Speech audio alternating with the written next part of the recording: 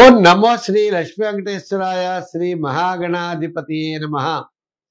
నారాయణం చ నమస్కృత్య నరం చైవ నరోత్తమం దేవీం సరస్వతీం చైవ తతో జయ ముదీరయేత్.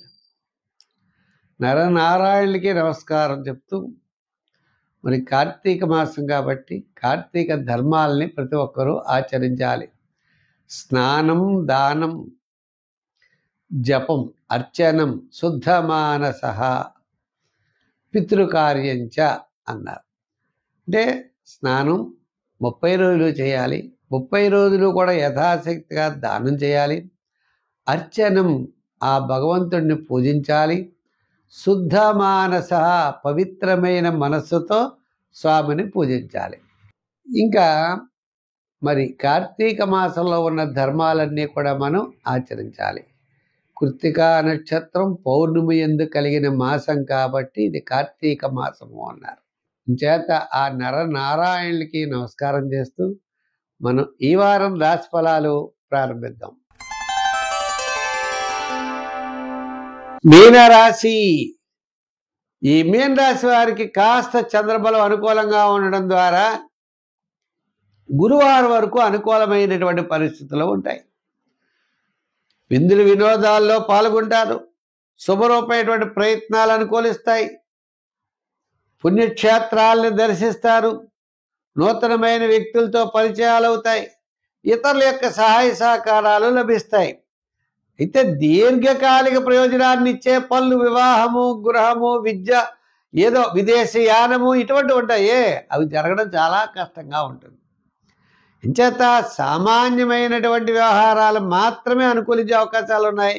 విశేషమైన వ్యవహారాలు మాత్రం చాలా కష్టంగా ఉన్నాయి. అందుచేత కొంతకాలం దీర్ఘకాలిక ప్రయోజనాన్ని ఇచ్చే పనులు అంటే స్టాండర్డ్ పనులు, వాటికి కొంతకాలం నిదానం ఉండడం మంచిది. మనం ప్రతిరోజు భోజనం చేసామా, ఉద్యోగానికి వెళ్ళామా, వ్యాపారం చేసామా, ఇది వేళ ఎలా ఉంది అంటే వాటికి ఇబ్బంది లేదు. ఆ వ్యాపారంలో పార్ట్నర్షిప్లో జాగ్రత్తగా ఉండాలి. ఉద్యోగస్తులు సహచరులతో జాగ్రత్తగా ఉండాలి. ప్రయాణాదులు రోజు చేసేవారు వాహనాలతో జాగ్రత్తగా ఉండాలి. ఇలా వారి వారి పనుల్లో వారి వారి శక్తిని అనుసరించి జాగ్రత్తలు కనుక తీసుకున్నట్లయితే పెద్దగా ఇబ్బంది అయితే ఉండదు. ఈ వారం సామాన్యమైనటువంటి ఫలితాలకి ఏ విధమైన ఇబ్బందులు లేవు. ఉద్యోగపరంగా, రాజకీయ పరంగా, విద్యాపరంగా వారి వారి పనులు తప్పనిసరిగా చేసుకోవచ్చు. ఈ రాశి వారు తప్పనిసరిగా నవగ్రహ ప్రదక్షిణ చేయండి. నవగ్రహ స్తోత్రాన్ని పఠించండి. మరి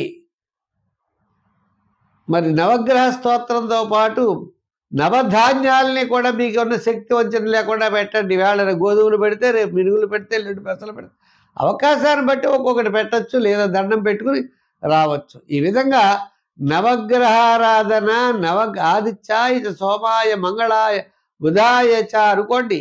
ఇలా నవగ్రహ శ్లోకం చదవండి. తద్వారా విశేషమైన ఫలితాన్ని పొందగలుగుతారు. అవకాశం వచ్చినప్పుడు శనికల్లా తైలాభిషేకాలు చేయడం ద్వారా మంచి ఫలితాలు పొందగలుగుతారు. స్వస్తి.